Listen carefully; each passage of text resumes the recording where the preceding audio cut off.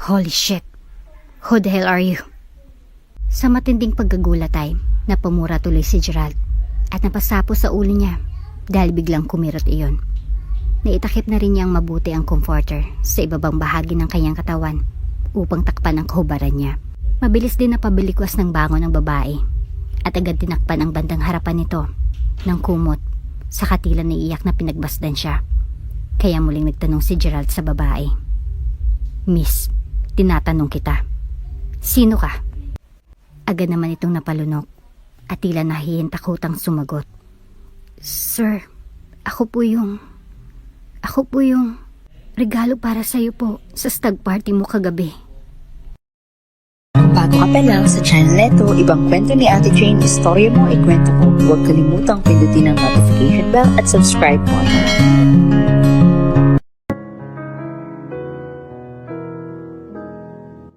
Naiiling si Fitzgerald Lagdameo, o mas kilala bilang Gerald, habang tinitingnan ang fiancé niyang si Minerva na paruot parito sa harapan niya, habang pulang-pula ang mukha sa sobrang galit. Mariing nagkasalubong ang mga maninipis na mga kilay nito. Nakapamewang pa ito habang nakikinig si Gerald sa mga galit ng mga salita nito. Naiinis na talaga ako dyan sa mami mo, Han, ha? Kung makapag-utos siya sa akin kanina, akala mo wala talaga kayong katulong sa bahay niyo. Ano ba tingin ng mami mo sa akin? Katulong? Gosh, Gerald. Bakit hindi niya alam na may katulong din ako sa bahay? And that means na hindi ako pwedeng utos-utusan ng kahit na sino. Lalong-lalo na ang malditang mami mo na yun. Napahawak na lang si Gerald sa bridge ng ilong niya habang nakipikit ng mariin. Pagkuway nagsilita na siya sa pinakakalmadong tono ng boses upang kumalma na rin si Minerva kahit papaano. Han, hindi naman sa ginawa kang katulong ni mami kanina. O ano? The way I saw it earlier. Gusto niya lang maglambing sa'yo. In a not so obvious way. Kasi ganyan siya sa akin. Inuutusan niya rin ako na ipagtimpla siya ng kape. Ululutuan ko raw siya ng breakfast or kung ano-ano pa. Mas lalo namang naningkit ang mga mata ni Minerva sa paliwanag ni Gerald.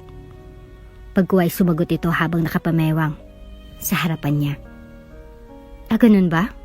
Well, para sa akin, hindi paglalambing iyon. Utos iyon. Because take note, ang boses ng mami mo kanina ay walang bahid ng kahit kaunting lambing nang sabihin niya sa akin na ipagtimpla ko raw siya ng kape. And take note ha, nagsabihan ko siya na hindi ako marunong magtimpla ng kape. At tutusan niya na lang ang mga katulong niya. Ay ipinahilamos siya pa naman ako ng mga sandamakmak na mga insulto niya. Nakaisyo daw di ako bagay sa'yo dahil malayo raw ang ugali natin sa isa't isa. At ayaw niya raw sa akin para maging manugang niya. Can you see how evil your mom is? Alam mo, I've had enough of her attitude, Fitzgerald. Sawang-sawa na ako sa ugali niyang iyan. Sa 3 taon natin na pagiging magkasintahan, wala na siyang ibang ginawa, kundi patubuin ang sungay ko. Halos araw-araw at panghimasukan ng relasyon natin. Niinis na talaga ako sa kanya. Niinis na talaga ako sa kanya ng sobra-sobra. So forgive me for saying this, Gerald. Pero kating-kating na talaga akong umatras sa kasal natin bukas ng dahil sa kanya. Pagkarinig ni Gerald sa huling salita ni Minerva, agad siyang napatayo mula sa kinaupuan at mabilis na niyakap ito. Yung tipong naglalambing. Minerva, honey, huwag naman nating paabutin pa sa ganun. Bukas na yung kasal natin. Tapos atras ka pa. And just imagine, 3 years na tayo. And finally, ikakasal na rin tayo sa wakas bukas. So ngayon ka pa atras dahil lang kay mami? Han, I'm sure magkakasundo rin kayo in the future ni mami. Paunti-unti matatanggap ka rin niya. Just don't talk back at her again next time. Ayaw niya kasi na sinasagot-sagot siya, Han. Ayaw niya na sinasagot-sagot siya at si Dad. At iyon ang ginagawa mo, so yun lagi kayo nagkakainitan sa isa't isa. Tinulak naman siya ni Minerva bigla dahil mas lalo yatang nanggagalaiti sa galit dahil sa kanyang sinabi. Pagkuway ang sabi, ganon? So ako naman mag-a-adjust? Ako na lang lagi mag-a-adjust, ganon? Swerte nila kung ganon. Napabuntong hininga si Gerald at lumayo na rin ang kaunti sa fiancé bago nagsalita. Minerva, huwag mo namang pagsalitaan ng ganyan ang mga magulang ko. I love them so much. I respect them with all my heart. Kaya sana ganun ka rin sa kanila. I know it's gonna be a long process. Pero alam kong sa malalot sa madali ay matutunan ka rin nilang mahalin na parang isang tunay na anak na din dahil magiging asawa na kita simula bukas. Alam ko, matatanggap ka rin nila. Believe me, Han. May kung ilang minuto muna ito tumahimik doon sa kinatatayuan. Pagkuway, humalukip-kip at nakataas ang kilay na tumugon. Fine. Napangiti na ng tipid si Gerald dahil sa sinabi ni Minerva bago ito muling niyakap at pabuntong hiningang nagsalita. Thanks, Han. Sumagot naman agad si Minerva sa irritable pa rin na tono ng boses nito. Don't thank me yet. Dahil naiinis pa din ako sa ideya ng mga friends mo at co-businessman mo sa stag party ni Ian mamayang gabi. And look, Gerald, pag ikaw may ginawang kalokohan mamayang gabi sa stag party niyong Ian, good luck na lang sa'yo. Napahagod sa buhok niya si Gerald. Isa pa yan sa pinoproblema niya, ang stag party na gaganapin mamayang gabi sa condo niya. Ayaw niya sana ng ganon, kaso mapilit ang mga kaibigan at co-businessman niya. At isa pa, ayaw niyang magtampo ang mga ito. Nag-effort na kasi ang mga ito na maghanap ng regalo sa kanya sa stag party na iyon eh. Pero may usapan naman sila sa mga ito. Hindi siya magpapahawak sa babae na magiging regalo sa kanya mamaya. Sasayaw lang ito mamaya. Ganun lang. Sinabi pa niyang ang mga ito na lang ang sasayawan ng babae. Natatawang pumayag naman ang mga ito. Bumuntong hininga si Gerald bago kinakabahang tumugon sa fiancé niya. Han, may usapan naman kami na sila lang ang sasayaw mamaya ng kung sinong babae na iyon. Kaya huwag ka mag-alala. Okay, Han? Malumanay na paliwanag ni Gerald kay Minerva. Kakaiba kasi talaga ito magselos o magalit. Nananampal ito. Nangangalmot pa. At ilang beses din nang naranasan ang mga bagay na iyon kay Minerva. Dahil sa kakaselos nito sa mga empleyado niyang babae. Kahit wala namang ginagawang kakaibang mga empleyado niyang babae sa kanya. Kaya iniiwasan na ni Gerald ang mga ganon. At iyon din ang mabagay na lihim na ikinagagalit ng mga magulang ni Gerald kay Minerva. Nalaman kasi ng mga ito na sinasampal at kinakalmot siya ni Minerva minsan pag nagsaselos ito o ang mga empleyado nila. Kaya gano'n na lamang kalalim ang inis ng ina ni Gerald kay Minerva. Prinangka na rin siya ng ina tungkol sa bagay na iyon noon pa. Sinabi na rin ito na hiwalay niya si Minerva. Pero di niya talaga kayang hiwalayan ito. Mahal na mahal niya si Minerva. Kahit minsan ay umabot na sa punto na binabastos na ni Minerva sa pagsagot ang kanyang ina. Ngunit nanatili pa rin siya sa tabi nito at pilit itong iniintindi. Pilit niya ring pinapaintindi ang mga magulang niya na kung maaari ay intindihin na lang ng mga ito si Minerva at wag na lang pakitaan na ayaw talaga ng mga ito ang babae. At siya na rin ang nanghihingi ng tawad sa kanya sa mga magulang sa mga masasamang inakto ni Minerva sa mga ito. Bagay na ikinagagalit ng husto ng kanyang mga magulang, lalo na ng kanyang ina. Ngunit ibinubuntong hininga na lamang iyon ni Gerald at tahimik na pinapanalangin na sanay darating ang panahon na magkakasundo na ang mga ito, lalo pat magiging asawa niya na si Minerva simula bukas. O ano? Bakit di ka maksagot agad ha? Pagtataray ulit na untag ni Minerva sa kanya na mas lalong nagpahagod kay Gerald sa kanyang batok. Nahulog pala siya sa isang malalim na pag-iisip nang di niya namamalayan. Pagkuway sumagot na siya. Sorry Han. May iniisip lang kasi ako.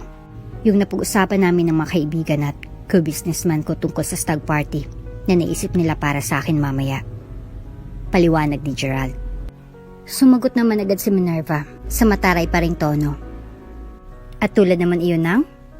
Sinabi naman agad ni Gerald kay Minerva ang naging usapan nila ng mga kaibigan at co-businessman niya. Kung kaya't kumalas agad dito sa kanya at pahalog-kip-kip na tiningnan siya ng seryoso. Habang nakataas ang kilay nito. Pagkaway nagsalita. Kung ganun, siguraduhin mo lang talaga na magpapakabait ka mamaya. Dahil kung hindi, alam mo nang mangyayari. Wika pa ni Minerva at pairap na iniwan na siya ni Turoan sa loob ng kondo niya. Naiwan na lang si Gerald na napaupo ulit at napabuntong hininga roon ng malalim. Samantala, nang tanghaling iyon ay busy sa kapupulot ng mga basura si Ana. Sa kahit saan kahit na sumasalubong sa buong katawan niya ang matinding init na iyon mula sa haring araw. Ngunit hindi yun alintana ni Ana. Dahil para sa kanya, kikita siya mamaya ng mga bote, lata, mga bakal at kung ano-ano pa na naipon sa kariton niya. Mula pa kaninang madaling araw hanggang sa mga oras na iyon ay masaya na siya. Dahil paniguradong may pagkain na naman sila mamaya ng tatay niyang may malala na ubo o TB. Dahil doon ay dudukay na si Ana para may pang-maintenance siya ng gamot rito. Sa umaga hanggang tanghali ay namamasura siya.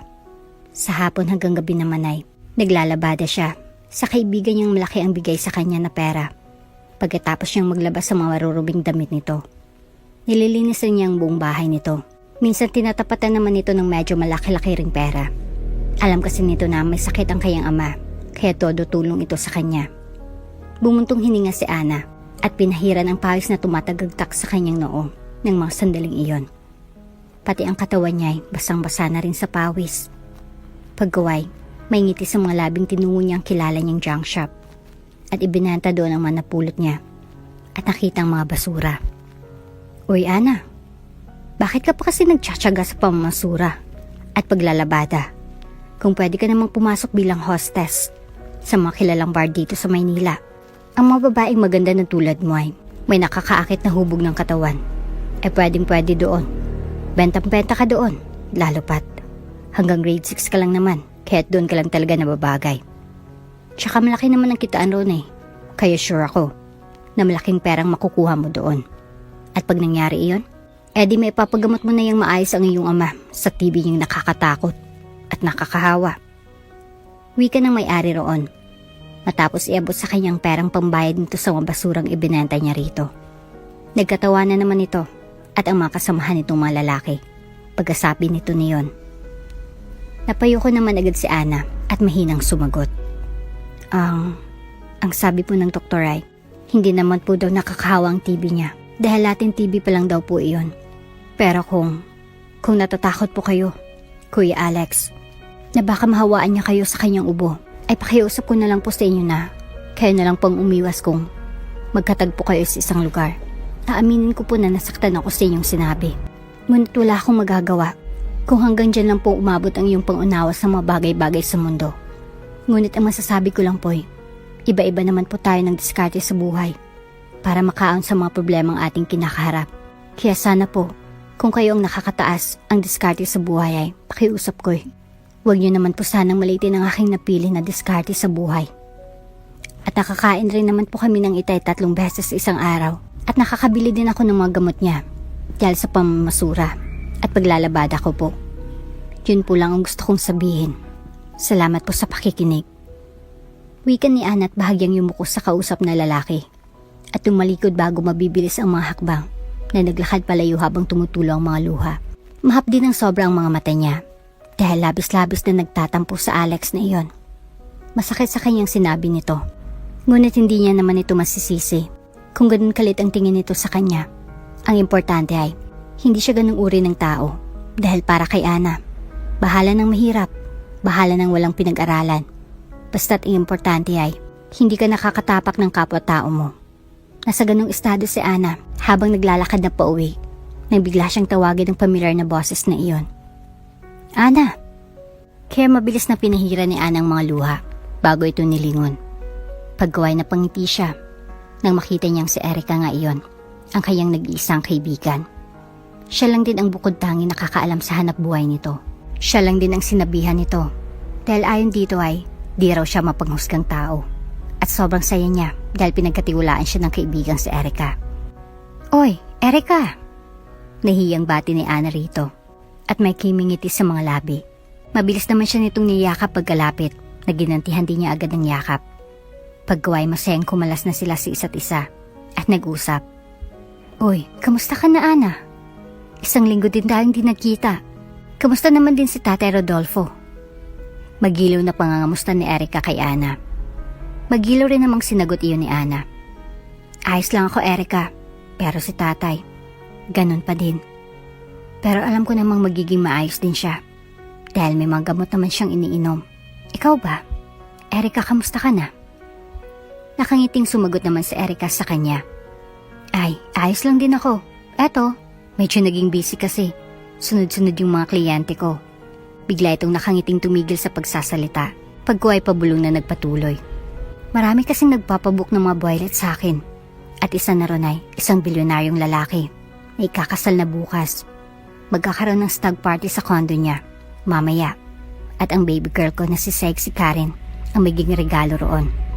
At alam mo bang, napakagalante niya? Kasi 200,000 ang offer niya kay sexy Karen. Oh well, hindi naman kasi easy ang gagawin ni Karen doon, no? Sasayaw ka sa harap ng mga maraming boylets. At hawakan mo pa sila. O hawakan ka nila. At who knows kung ano pang mas worse na mangyayari. Ay teka, bakit ko ba sinasabi yun sa'yo? Malay mo ba kung sino iyon? At wala ka namang kaamor-amor sa mga ganitong trabaho. At isa pa, ang inosente mo masyado para dito. Kaya tara na nga at bumili muna tayo ng makakain natin sa bahay nyo. Bibisitahin ko si tatay. Tumatawa at nakangiting wika ni Erica kay Ana. Nag-atubili naman si Ana bago sumagot. Hindi ka ba natatakot talaga na baka mahawaan ka ni Itay? Napaar ko naman agad ang kilay si Erica habang may ngiti pa rin sa mga labi bago nagsalita. At bakit naman ako matatakot, Aber? Madalas naman akong bumisita sa inyo at sa awa ng Diyos.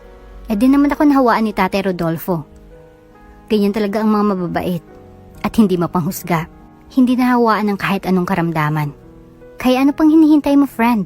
Arat na at bumili na tayo ng makakain natin sa bahay niyo mamaya. Let's go! Masigang wika ni Erica kay Ana.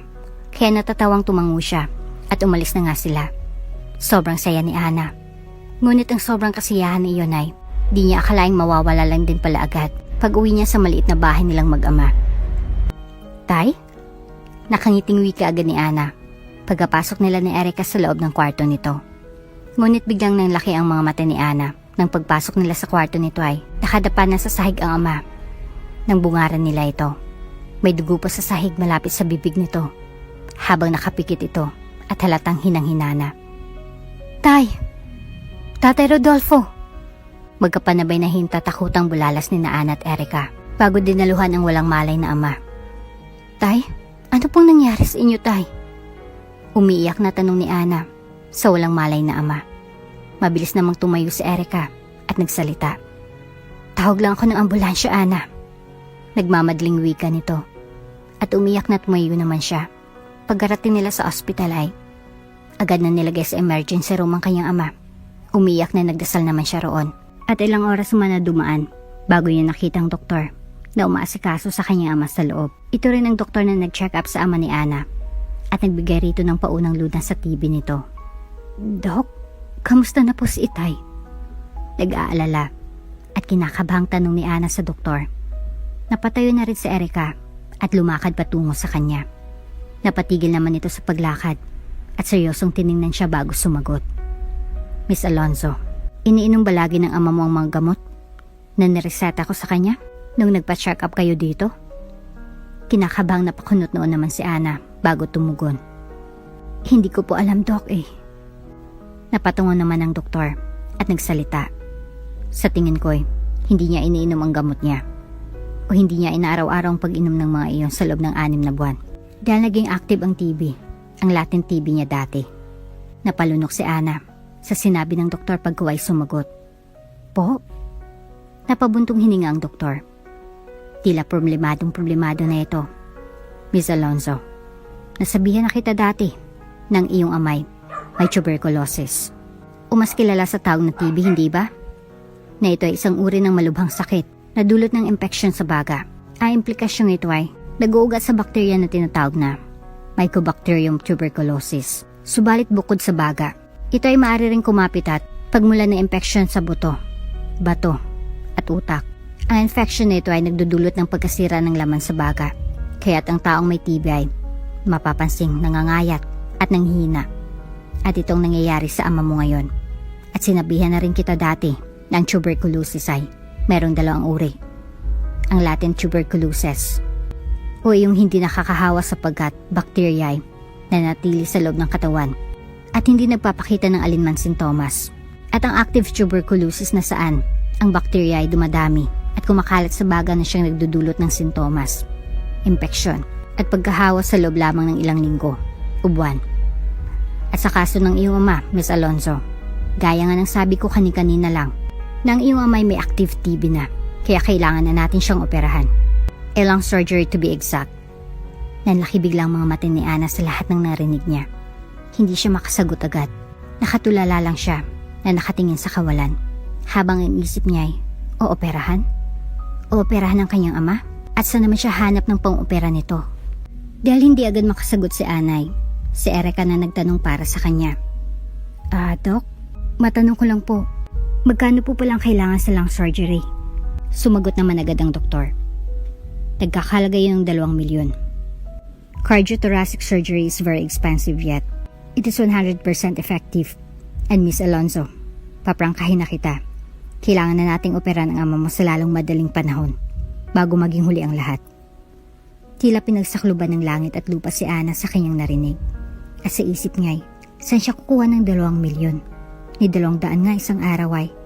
Nagkakandahirap siyang makita iyon sa pamamasura. Kung hindi lang siya pinaglalabada ni Erica eh. Kaya nanghinang napaupo sa bench si Ana. Nalulungkot na nagpaalam naman ang doktor sa kanila. Iyakap siya ni Erica ng mahigpit at sinubukang pagaanin ang loob niya. Pagko ay nagsalita ito ng mahina. Ana, may 500,000 ako dito. Hiramin mo na lang muna.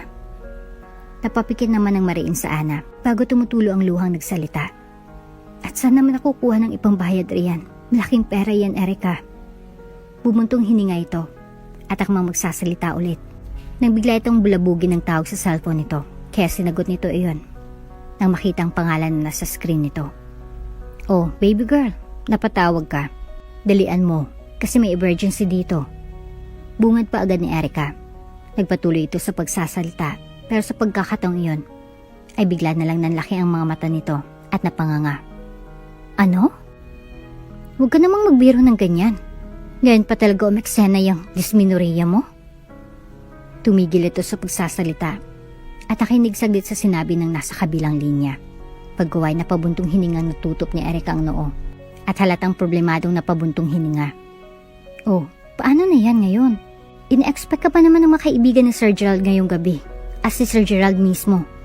So, sino na lang ang papalit ko sa'yo? Biglang natigil sa pagsasalita si Erica nang mapatingin kay Ana. Pagkuway, tinitigas siya sa mukha ng kaibigan ng makahulugan. Bago tumikim at nagsalita ulit. Sige Karen, salamat sa pag-inform mo sa akin. Bye. Nang matapos ang tawag ay nagsalita si Erica. Ana, huwag mo sanang mamasamain. Alam mo naman na kahit kailan ay hindi kita inalok sa pinagkakakitaan ko, diba? Ni minsan ay hindi kita inalok. Nagumaya rin sa mga babaeng nirecruit ko na hanap buhay nang maging regalo sa mga stag party na siguradong sobrang malaki ang kikitain. Dahil alam kong di ka nababagay sa trabahong ito. At sa isip ko rin dati na hindi mo rin ito tatanggapin pag inalok ko to sa'yo upang guminhawa ang buhay mo. Pero ngayon Ana, dahil ayaw mo namang pahiramin kita ng pera kasi sabi mo nga, mamomroblema ka naman kung saan ka kukuha ng pambayad nun. At bukod doon, dahil kilala na kita alam ko rin ayaw mo magkaroon ng pera nang hindi mo pinagtatrabahuhan talaga. At wala rin naman akong ibang maialok sa'yo na trabaho na malaki agad ang perang makukuha mo bukod dito. Kaya Ana, dahil gusto talaga kitang tulungan ay gagawin ko ang isang bagay na alam kong makakatulong sa'yo agad para mapagaling ang tatay mo. Ana, aalokin na kita ng trabahong ito, ang maging regalo sa mga stag party ng mga ikakasal ng bilyonaryo. Hindi agad makahuma si Ana sa narinig. Ni paghinga yata ay hindi niya kayang gawin. At sa isip niya, siya, maging regalo sa mga ganong bagay? Sasayaw? Gigiling sa harapan ng mga lalaki na tila mang-aakit? Naisip pa lang ni Ana iyon ay naduduwal na siya. Pero sa mga oras na iyon ay kailangan niya ng pera.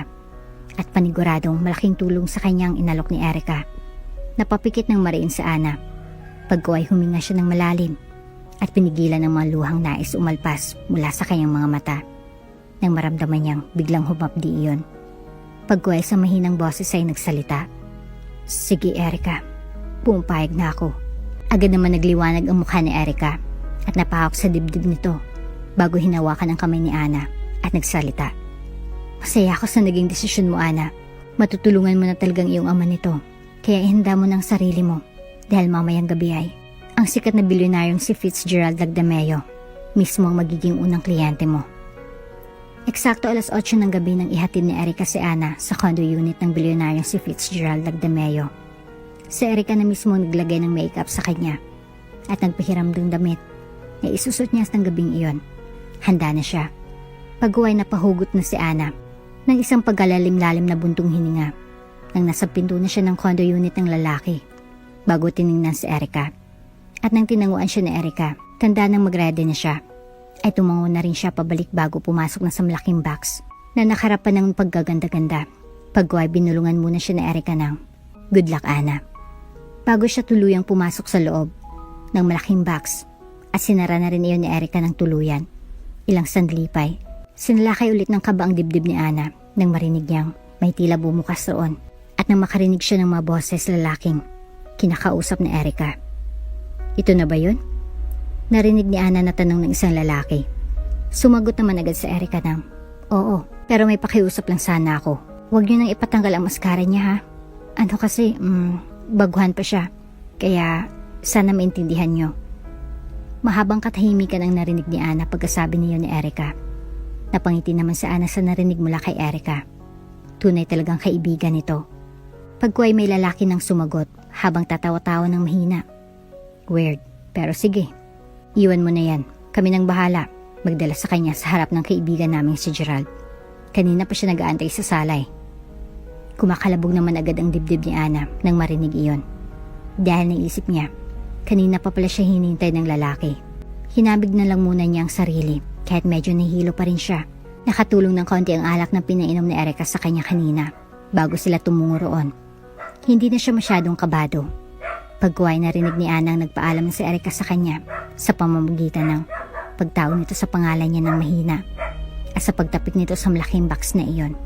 Napabuntong hininga na lang si Ana nang maramdaman niya ng tuluyan ng umalis roon ng kaibigan at nagpagbuntong hininga niyang iyon ay mabilis na napalitan ng kaba nang maramdaman niyang marahan na gumalaw ang malaking box patungo sa kung saan habang tulak-tulak ng mga nagkakantsawang mga lalaki. Hanggang sa huminto na ang box sa paggalaw, palatandaan na naroon na siya sa destinasyon ng mga ito. At nakumpirma ni Ana na tamang nasa isip niya nang marinig niyang tawanan at kantsawan ng mga lalaki roon. "Happy stag party, bro! Ito na yung regalo namin sa'yo." Tumataong wika ng isang lalaki roon. Pagway sumagot naman rin ang isang boses lalaki habang tumatawa ng mahina. "Mga loko. Regalo niyo sa akin eh. Ako rin naman magbayad nito mamaya." Wika ng boses na iyon. Kung di nagkakamali si Anay, iyon ang bilyonaryong lalaki na si Gerald na siyang ikakasal na bukas.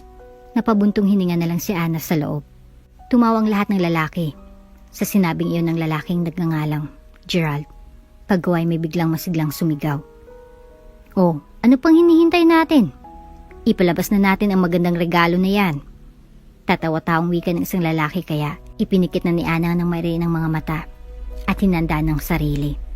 At sa isip ni Ana, ano man ang mangyari sa gabing iyon, ipagkakalob na lang niya iyon lahat sa Diyos, alang-alang sa kanyang ama. Bumukas ng malaking box, kasabay sa pagsabog sa kung ano-anong magagandang kulay, na hindi matukoy ni Ana kung anong mga iyon.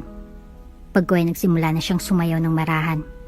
Sinasabayan ang malamios na tugtugin na pinatugtog ng mga ito sa loob ng kondo na iyon. Masaya namang nagsigawan ng malalaki sa loob at pumalakpak pa sa kanya. Ngunit ang lalaki nasa gitna ng mga ito na siyang nakaharap sa kanya at may malaking korona pa ay walang kangiting-ngiting nakatitig lang ng malalim kay Ana. Nang mga sandaling iyon, alam ni Ana at ramdam niya, iyon si Fitzgerald Lagdameo. Nakatitig ito ng malagkit mula sa nakamaskarang mga mata niya pababa sa kanyang katawan na tanging maliit na saplot lang ang nakatakip. Kita sa kanyang mahaba at makikinis na binti sa napaka-sexy na saplot niyang iyon. At dahil doon ay hindi na napigilan ng dalaga ang rumaragastang pag-iilang na lumukob sa pagkatao niya ng mga sandaling iyon habang pilit nilalabanan ang malalagkit na titig ni Fitzgerald o Gerald Lagdameo. Kailangan niyang magpakita sa mga ito, lalo na kay Gerald, na hindi siya nailang sa mga ito kahit baguhan pa lang siya. Dahil baka mawala ng ganang mga ito sa kanya at bigla na lang siyang paalisin roon. Halatang lasing pa naman ng mga ito. "Wow!" Sigawan ng malalaking kasama ni Gerald roon nang makita ng mga ito na nag-umpisa na siya sa marahang paglakad habang malamyos ring gumigilid patungo kay Gerald. Pagkuhay pa simpleng humugot si Ana ng sobrang lalim na buntong hininga bago tuluyang lumapit kay Gerald at lakas loob na gumiling-giling sa harapan nito habang hinahawakan ng lalaki sa dalawang balikat. Kita ni Ana na napapalunok ito ng sunod-sunod habang titig na titig sa kanya ang namumungay ng mga mata nito na hindi niya alam kung dahil ba sa halatang kalasingan o ano. Ipinagpatuloy niya lang ang ginagawa hanggang sa pinadaos-dos niya na ng marahan ng mga palad pababa sa matigas na dibdib nito, habang nararamdaman rin ni Ana ang unti-unting panginginig ng mga tuhod niya dahil sa kanyang ginawa. At alam niya, anumang sandali ay matutumba na siya. Kaya wala sa sariling napaupo siya ng mabilis sa isang hita ni Gerald na biglang ikinalaki ng mga mata nila pareho habang nakatitig sa isa't isa. Parang nahipnotismo si Ana sa paraan ng pagtitig ni Gerald sa kanya. Malalim iyon at malagkit at hindi alam ni Ana kung anong ibig sabihin niyon. Napatitig siya ng matagal sa mukha nito at di maiwasang maisip ni Ana. Napakagwapo pala ng lalaki na binabayan ng mapupula at maninipis ng mga labi. Pagkaway, nagbalik sa realidad ang isip ni Ana nang maghiyawan ng malalaki roon. Dahil sa posisyon nilang dalawa, kaya sunod-sunod ang ginawang paglunok ng dalaga at para hindi masyadong halata na di niya sinasadyang kanyang pag-upo sa isang hita ni Gerald, ay marahan na ulit siyang tumayo habang sinasabayan niyon ng sexy na paggiling hanggang sa nakalayo na ulit siya rito at doon na nagpatuloy sa pagsayaw malapit sa malaking box habang ang puso niya ay malakas pa rin ang pagkabog niyon. Habang tinitingnan ni Gerald na ngayon ay nakatingin na sa mga barkada nito at nakangiting kinuwang inabot ng alak rito. Pagkaway, napatingin ulit ito sa kanya nang bigla siyang lapitan ng isang kasamahan nito roon at nakangiting inabutan siya ng alak. "Oh, inom ka muna baby girl. Pakasaya lang kayo dito ngayong gabi." Nakangiting wika ng isang lalaki sa kanya. Gwapo rin ito, kaya napahinto si Ana sa pagsasayaw at napatingin sa lalaki bago tumikim. Tatanggi na sana siya kaso naalala niyang sinabi ni Erica kanina na kung gusto niya bigyan siya ng malaking pera ng mga kliyente niya ay gagawin niyang anumang gusto ng mga ito. Yung kaya lang naman niyang gawin. At dahil kaya naman niyang uminom ng alak dahil nakatikim naman siya tulad nun kanina sa bahay ni Erica, kaya pumayag na siya kahit pa nga ba mapait iyon sa kanyang lalamunan. Tipid na ngumiti si Ana sa lalaki at dahil mukha namang mabait ito ay tinanggap na ni Ana ang alak na inalok nito bago inisang lagok iyon para hindi niya masyadong malasahan ang pait na lasa niyon. "Yung!" Masayang wika ng lalaki at mas nilakasan pang pagtugtog ng malamis na musika nang matapos ng inumin iyon ni Ana. Umayad ang init ng alak sa kanyang lalamunan ng mga sandaling iyon. Patuloy pa rin siya sa pagsayaw kahit ramdam na ni Ana na medyo nihilo na siya. Dadagdagan kasi ang alak na ininom niya kanina bago tumungo rito. Pero nararamdaman ni Ana na tila nawawalan ng kaba niya at pagkailang dahil roon. Kaya nang binigyan siya ulit ng lalaki ay tinanggap niya ulit iyon at nilagok habang sumasayaw pa rin ng malamyos. At sa pagkakataong iyon ay hindi na siya naiilang na tiningnan si Gerald. May ngiti pa rin sa kanyang mga labi na nilapitin niya ulit ito sa kinaupuan at mas ginalingan pang giling niya sa harapan nito. Lango na si Ana. Ramdam niya iyon. Pero mas gusto niyang ganon dahil nawawalang hiya niya sa katawan. Bagay na daw iyon dapat niyang maramdaman sa mga kliyente niya para malaki ang perang ibibigay ng mga kliyente niya sa kanya. Mas malaki pa raw sa napag-usapan nila. Kaya gagawin niya ang lahat upang magustuhan ni Gerald ang performance niya sa pagsayaw rito bilang regalo nito sa gabing iyon bago ito magpakasal kinabukasan. Upang nang sa ganun ay mas lalaki pa sa 200,000 ang ibibigay nito sa kanya mamaya. Nagpatuloy lang si Ana sa pagsayaw habang may matipid na ngiti sa malabing. Nakatingin lang ang mapungay niyang mga mata ngayon kay Gerald. Ganun rin naman ito sa kanya kahit walang kangiti-ngiti sa mga labi nito hanggang sa unti-unti nang nasiwian ang mga kasama ni Gerald sa kondo nito dahil sa kalasingan at dahil medyo malalim na rin daw ang gabi. Si Ana naman ay mabilis na nag-excuse muna sa mga ito nang di niya nakinayang hilo at susuray-suray na siyang naghanap ng CR hanggang sa nakakita na siya ng CR roon at doon niya na inilabas lahat ng hilo at lango niya sa katawan.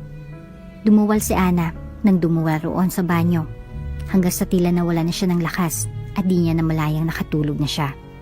"Sige bro, alis na kami. Hanapin mo na lang yung babaeng yun dahil baka niligaw yung sa loob ng kondo mo. Baka di niya nakita hanggang ngayon ng CR mo dito para sa mga bisita mo." Hilong-hilo na wika ni Galadriel, isa sa mga kaibigan ni Gerald. Langong-lango naman na tumango si Gerald na halos hindi na maibuka ang mga mata sa labis na kalasingan. Pagkuhay nagsalita siya. "Oo na, gagawin ko iyon. at pailisin ko na agad yun dito pagkabayad ko. Sumagot naman kaagad si Galadriel. Lakihan mong bayad bro. Kita mo naman. Pilit niya tayong in-entertain sa abot ng kanyang makakaya kanina. Kaya't halatang naasiwan na siya sa atin. Lalo na sa'yo. Mula ay tumango-tango ng marahan si Gerald. Oo naman. Nahalata niya iyon. Nabaguhan pa lamang ang babae sa trabahong iyon. Dahil hindi ito wild at expert sumayaw. May grace ang pagsayaw nito. Yung tipong nakakaakit. Mabilis na ipinilig ni Gerald ang ulo at pilit na inalalagay sa isipan niya ang mukha ni Minerva. Si Minerva ang dapat niyang pagnasaan dahil si Minerva ang mahal niya at dito siya ikakasal. At higit sa lahat, magpapakasal na sila bukas nito. Ngunit hindi malaman ni Gerald kung bakit hindi siya makaramdam ng excitement na ikakasal na siya kay Minerva bukas. Dahil ba hindi rin ito nagpakita ng excitement sa kanya? Isa pa, namimiss niya na ito.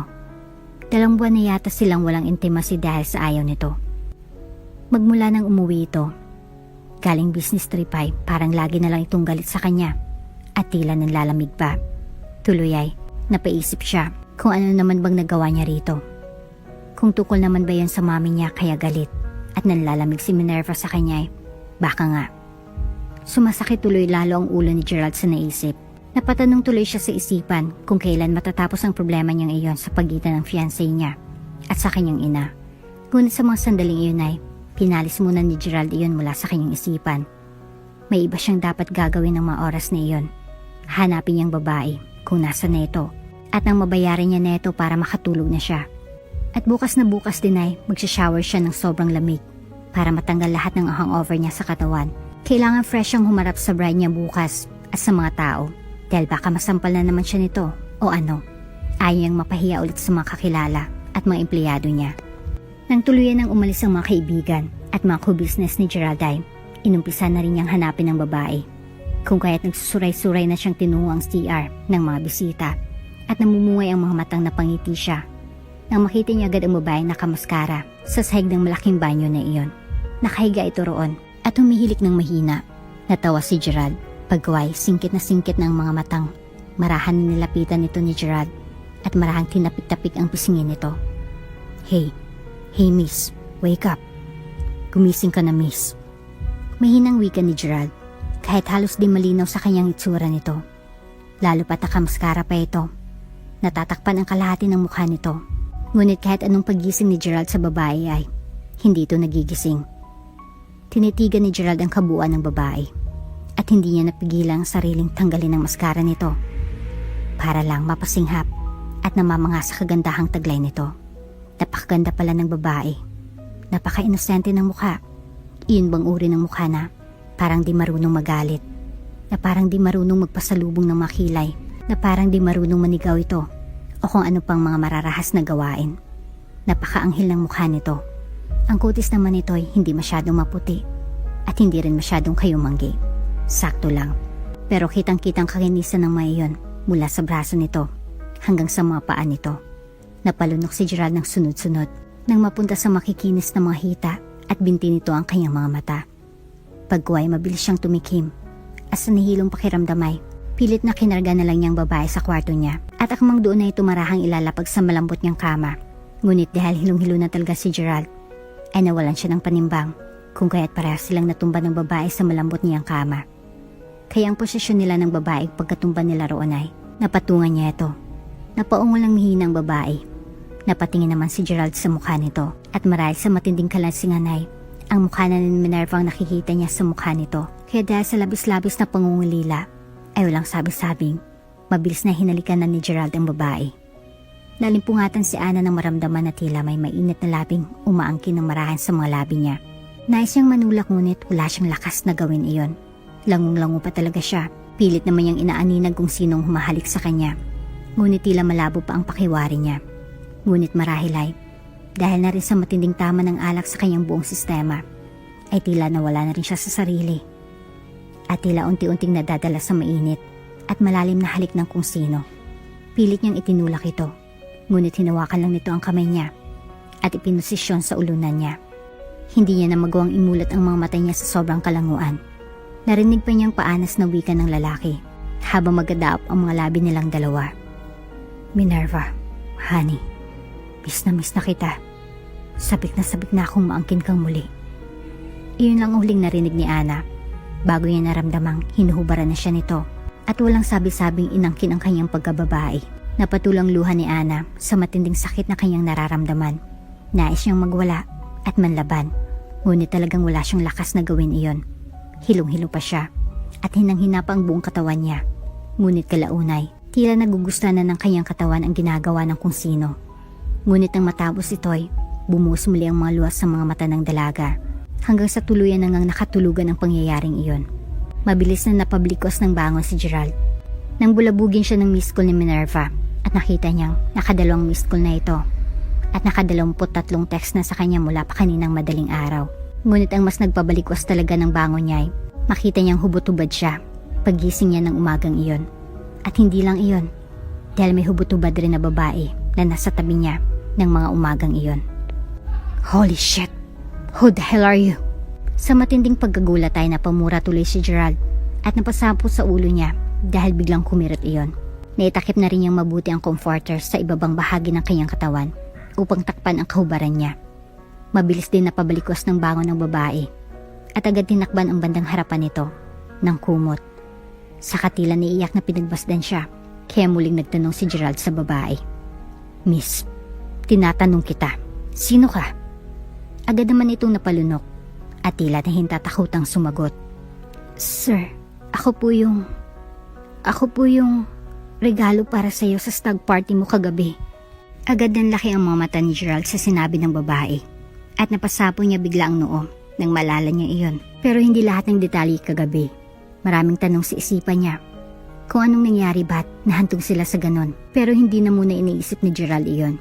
Dahil ang mas mahalaga sa kanya ng mga sandaling iyon ay ang makaalis ng babae at sa kondo niya dahil malamang on the way na si Minerva ng mga oras na iyon. Sa kondo niya ang malapit na ito roon. Ganun kasi talaga laging ginagawa ni Minerva pag nakarami na ito ng missed calls at text sa kanya. Tas di niya masagot agad. At kinakabahan na si Gerald dahil nung tumawag ulit ito kaninay, bigla na lang nag-shutdown ang phone niya dahil sobrang drain na pala iyon. Kaya for sure, nag-aapoy na sa galit si Minerva ng mga sandaling iyon. Kaya na may mabilis pa sa alas 4 inabot niya mula sa kanyang bedside table ang isang attached case na may lamang mga cash at kumuha mula roon ng 1 milyon. Pagkaway, itinapis niya ang comforter niya at tinungong malaking cabinet niya bago kumuha ng di niya nagagamit ng maliit na bag roon at halos patakbong tinungong muli ang kama at inihagis sa harapan ng babae ang bag. Pagkaway nagsalita. O ayan, kunin mo na miss at isilid na dyan sa bag. Sa'yo na yan. At itong pera, 1 milyon yan. Pinasobrahan ko na yan kasi naalala kong ginawa mo lahat ng makakaya mo upang ma-entertain kami kagabi at higit sa lahat. May nangyari sa atin kaya kasama na rin yung bayad ko dyan. Kaya kunin mo na to ngayon din. Magbihis ka na at umalis ka na ngayon mismo. Ngunit agad ding nairita si Gerard nang biglang nangilid ang luha ng babae at nagsalita. Sir, teka lang naman po. Kaya inis na napahilamos si Gerald sa sinabi nito. Pwede ba, miss? Huwag ka nang magdrama. O baka naman kulang pa yan. O ito, dadagdagan ko pa ng 1 milyon. O, 2 milyon na yan ha? Siguro naman sapat na iyan sa'yo. 2 milyon ba naman nakuha mo sa akin eh? So isilid mo na lahat ng perang to sa bag mo ngayon. At umalis ka na. Dahil baka maabutan ka pa dito ng fiancé ko. Kita naman yung tila nagulat ang babae. Sa idinagdag niya kaya, nais niyang mapailing. At naisip niya, mukhang pera talagang babaeng hanap buhay ang ganong trabaho. Pagkaway nakita niyang nanginginig ang mga kamay nito nang tanggapin ang pera. Bago dahan-dahang isinilid sa bag nito habang tumutulong ang mga luha na parabang napipilitan lang ito kunin ng mga pera. Napaismid ulit si Gerald at naiinis nang nagsalita ulit. Miss, pwedeng pakidalian at magbihis ka na? Nabubuwisit na ako dito ah. Ang bagal mo. Pag ako talaga naabutan ng fiancé ko na ganito kasama ka sa araw mismo ng kasal namin ay hinding-hindi kita mapapatawad. At tila naging hudyat iyon upang kumilos na ang babae ng mabilis at nagsimula na ring magbihis. Ngunit tila huli na ang lahat dahil may tinig mula sa pintuan ng kwarto ni Gerald na agad nagpanginig sa buong katawan niya at agad nagpaalis sa mapupulang kulay ng mga labi niya. Gerald, anong ibig sabihin nito? Nanlalaki ang mga mata ni Gerald habang namumutlang nakatingin kay Minerva. Ito na nga bang kinakatakutan niya? Nalilisik ang mga mata ni Minerva habang nakatingin kay Gerald At kay Ana na ngayon ay mas lalong isiniksik ang sarili sa headboard ng kama at hindi alam kung ipagpapatuloy bang pagbibihis o ano. Natatakot na din kasi ang dalaga dahil mukhang tigre si Minerva. Gusto lapain si Ana ng buhay sa mga sandaling iyon. Pagkuhay muling ibinalik nito ang nagliliyab ng mga tingin kay Gerald at muling suminghal. Gerald, uulitin ko, anong ibig sabihin nito? At sinong malandi at putragis na babaeng yan nakasama mo ngayon sa kama mo? At hindi lang basta sa kama, kundi hubot-hubad pang kasama mo. Sabihin mo sa akin ngayon din. Mabilis namang sumagot si Gerald. Nasa tono ng boses ang panunuyo at pagmamakaawa. Minerva, honey, hayaan mo muna akong magpaliwanag bago ka magalit sa akin. Yung babaeng yan, siya yung regalo sa akin sa stag party ko kagabi at hindi na kayang ipagpatuloy ni Gerald ang gustong sabihin dahil hindi pa talaga niya maalalang nangyari kung anong eksaktong nangyari kagabi. Kaya naman mas namula palalo sa galit ang magandang mukha ni Minerva bago ko yung mga mapalad na nagsalita. At ano? Ano ang nangyari? Ba't kayo humantong sa hubot-hubad na eksenang to? Ano ang nangyari at bakit kayo humantong sa ganito? Ano ang nangyari, Gerald? Ano ang nangyari? At bakit sa araw pa mismo ng kasal natin ginawa mo sa akin kagaguhang to? At ano nangyari? At bakit mo ko pinagtaksilan sa araw pa mismo ng ating kasal? Bakit, Gerald? Bakit? Sumagot ka! Mas lalong nahihirapan si Gerald sa pagsagot kay Minerva. Pero ang ipinagtataka niya lang ay kung bakit wala man lang siyang mabanaag na sakit mula sa mga mata nito. Puro galit lang. Pero binaliwala niya lang iyon dahil mas naging ibabaw ang sakit na nararamdaman niya sa mga oras na iyon dahil sa mga salitang binitawan nito. Talaga naman kasing pagtataksil ang tawag doon. Kahit pa nga ba sabihin, hindi niya alam kung bakit humantong sila ng babae sa kama dahil sa sobrang kalasingan. Pero pagtataksil pa rin ang tawag roon para kay Gerald. Unti-unting nanikip ang dibdib niya. Pagguway sumagot na si Gerald sa napakahinang tono ng boses. Han, hindi ko talaga alam kung anong nangyayari. Hindi ko maalalang lahat ng nangyayari kagabi. I'm sorry, Han. I'm so sorry. Pag-usapan natin to, Han. Please. Hindi ko talaga alam. I'm so sorry. Napatawa ng malakas si Minerva. Tipong nang insulto at tipong naalo sa kanyang sinabi. Kaya naman nalilitong napatingin si Gerald sa fiancé niya. Nagsalita naman ito. Anong pag-usapan natin? Seryoso ka? Wala na tayong dapat pag-usapan pa. Pagkatapos ng lahat ng nakita ko? Mag-uusap pa tayo? Are you being serious with that? Ito kausapin mo. At pagkasabi ni Minerva nun ay, nagulat na lamang si Gerald nang itaas nitong isang palad at nag-middle finger sa kanya. Pagko ay nagpatuloy. Ayan ang kausapin mo. Gago ka kasi. Nakakagago ka. Alam mo kung bakit? Akala ko kasi hindi ka marunong sa mga ganito. Akala ko hindi ka tulad ko. But turns out, pareho lang pala tayo. Namilog bigla ang mga mata ni Gerald sa narinig. Bago niya nakuhang magtanong. Anong ibig mong sabihin?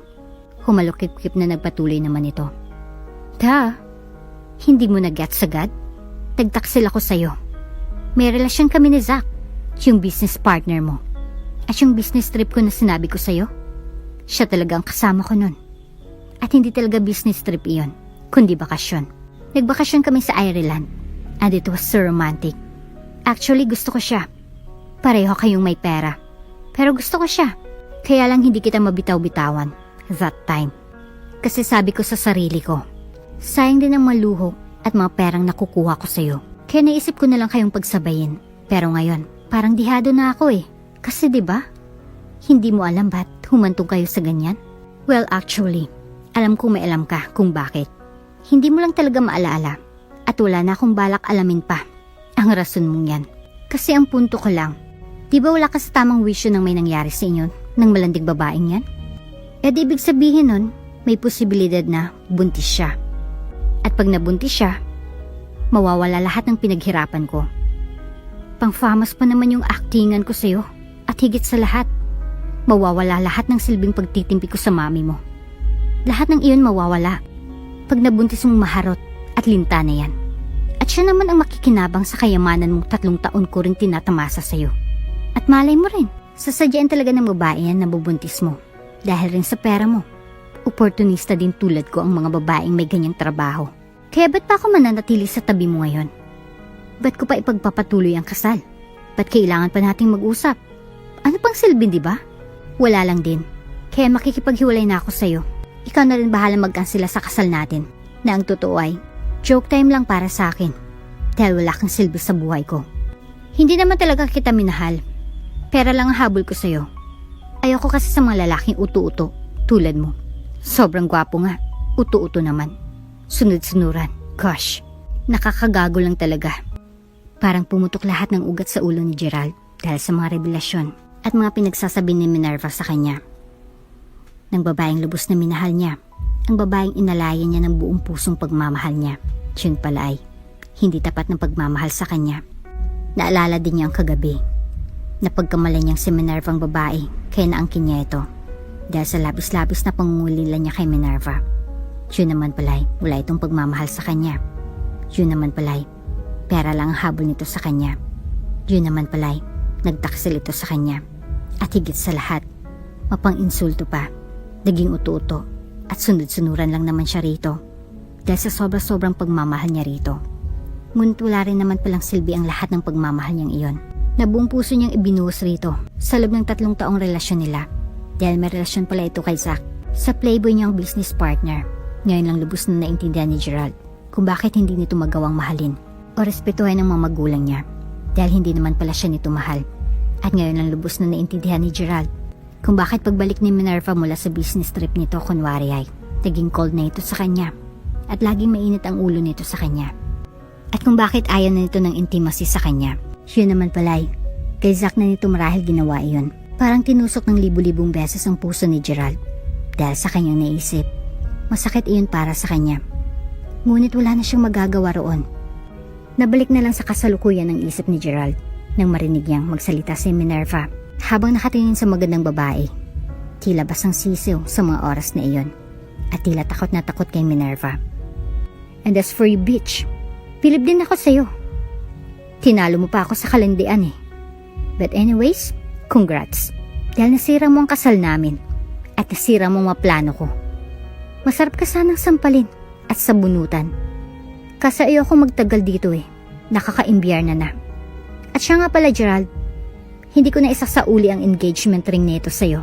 Kasi it's so obvious na milyon-milyon ang halaga nito. Kaya akin na lang to ha. Ibebenta ko na lang to. Hindi mo naman siguro ito kagagalit.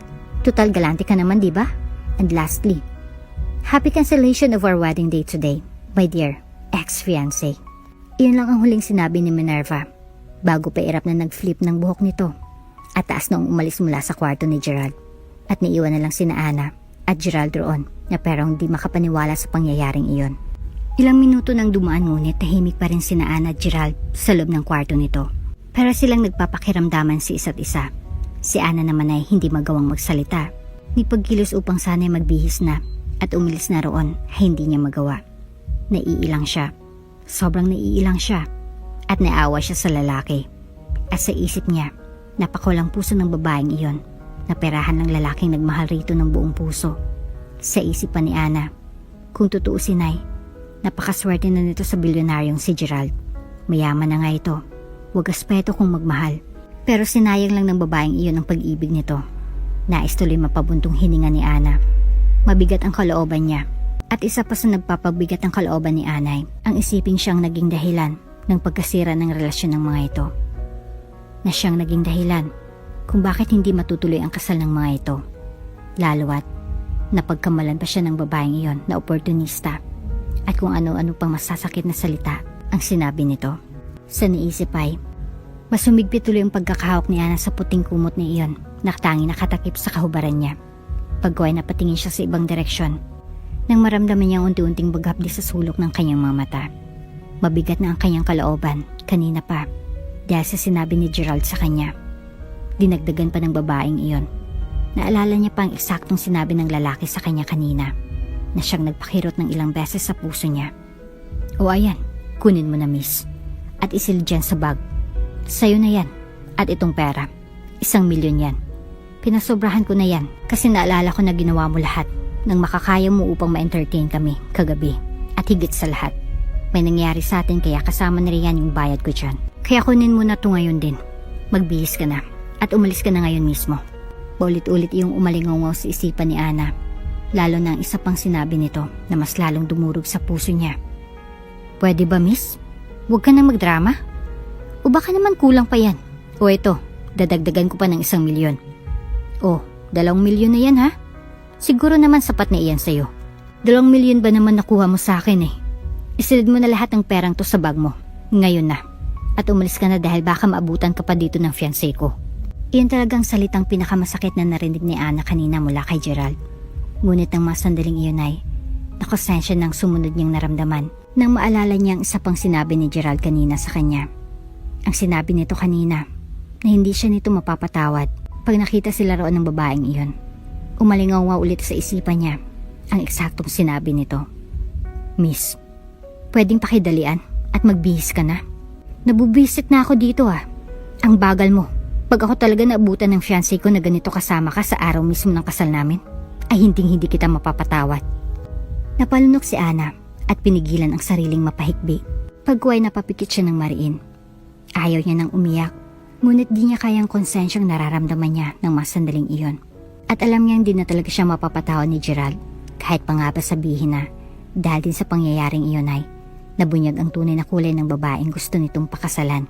Sa isip ni Ana, cargo de konsensya pa rin niya iyon. Di natuloy ang kasal ng mga ito eh, kaya di niya mapigilang sisihin ang sarili niya. Kung di lang siguro siya pumayag sa offer na iyon ni Erikay, wala sanang relasyong masisira. At wala sanang kasalang di matutuloy. May 2 milyon na nga siya, tumang-tuma pa sa perang kailangan niya. Ngunit parang bayad na rin iyon sa puri at dangal niya.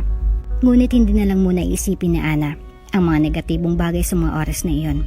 Dahil mas unahin muna niyang isipin kung paano siya makakakilos roon at makakaalis ng di siya naiilang sa presensya ni Gerald. Kailangan niya nang umalis roon dahil una, nahiya na siya rito. At pangalawa, kailangan niya nang umalis roon para maibigyan niya ng pera sa ospital na iyon upang maopera ng kanyang ama sa mas lalong madaling panahon. Ngunit ang tanong na lang sa isipan ni Ana ang mga sandaling iyon. Paano na iyon? Natigil lang ang malalim na pag-iisip ni Ana nang marinig niya ang malalim na bundong hininga ni Gerald at ang pagtikhim nito bago nagsalita. Magbihis ka na sa banyo at umalis ka na rito. Malalim at malamig nitong sabi kay Ana at tila iyon lang ang hinihintay na cue ni Ana.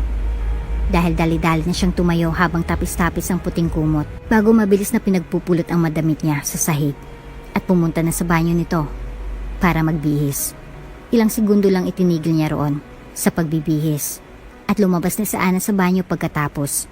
Pagwayok-yuko na ang ulong marahan niyang inihakbang ang mga paa palapit rito habang pinipigilan ang mga luha na nais namang umalpas mula sa kanyang mga mata ng mga sandaling iyon habang papalapit rito. Nakabihis na si Gerald paglabas niya habang tikom ang mga labi nito na nakatingin sa malayo. Napalunok si Ana. Natatakot kasi siya. Ramdam na ramdam kasi niya na galit si Gerald sa kanya. Pero sa isip ni Ana, ano't ano man ay, kailangan pa rin niyang harapin ang galit nito. Kailangan niyang manghingi ng tawad. Kahit pa nga ba sasabihin, may kasalanan din ito sa kanya. Dahil kinuha nito ang pagkababae niya at binayaran na parang wala lang iyon dito. Ngunit nilunok niya ang pride para sa kanyang ama, para sa kaligtasan ng buhay nito. Kaya ngayon, sa harapan mismo ni Gerald ay manghingi siya rito ng taos-pusong paghingi ng tawad. Kahit ano pa ang masasakit ng mga salitang marinig niya mula sa bibig nito. Nanginginig ang kalamnan na tumikhim si Ana bilang panimula sa pakikipag-usap rito. Sir, halos pabulong na wika ni Ana. Naramdaman na rin niya ang agarang paghapdi sa sulok ng kanyang mga mata. Wala eh. Malambot talaga ang puso niya sa mga ganung bagay. Itinaas naman ni Gerald ang seryosong tingin nito sa kanya, sabay sumagot sa buo at malalim na tono ng boses. Ano? Napalunok muli si Ana at mahinang napahikbi kasabay ng pagtulo ng kanyang mga luha bago sumagot. Patawarin niyo po ako, sir. Naging mahina po ako kagabi. Patawarin niyo po sana ako. Humihikbing paghingi ni Ana ng tawad kay Gerald. Ngunit gumisil lang na mapakla si Gerald kay Ana at iiling-iling na tila, dismayado bago sumagot.